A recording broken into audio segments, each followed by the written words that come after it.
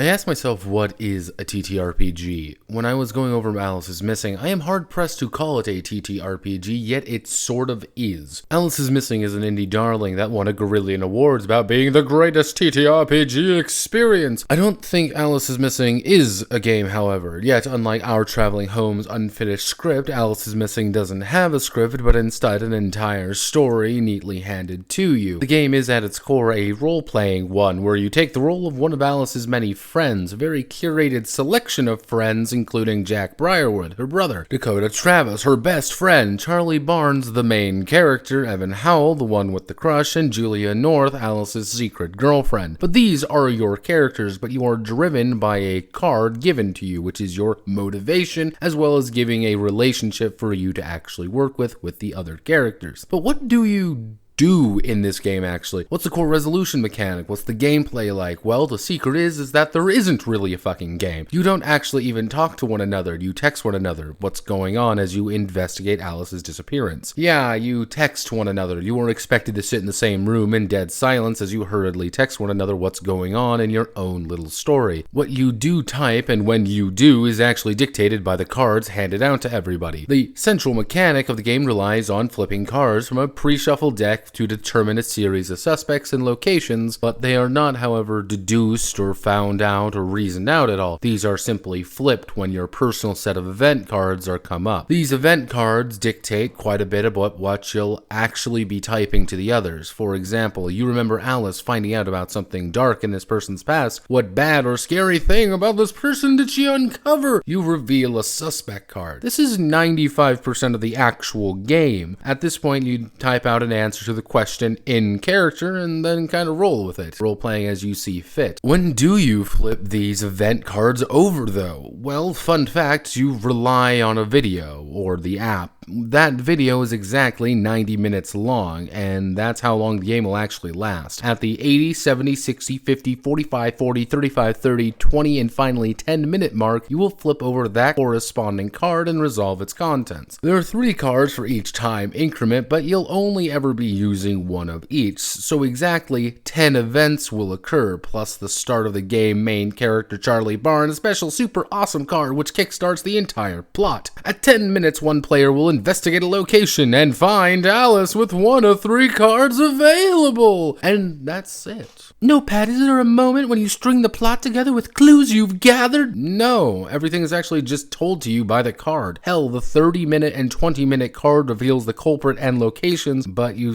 just shuffle the cards that are currently face up and reveal one. No deductions, no mystery, just you drew the card. Notepad, is there a chance of failure with the investigation? No, you will always find Alice because the ending is predetermined by the card randomly chosen at the start of the game.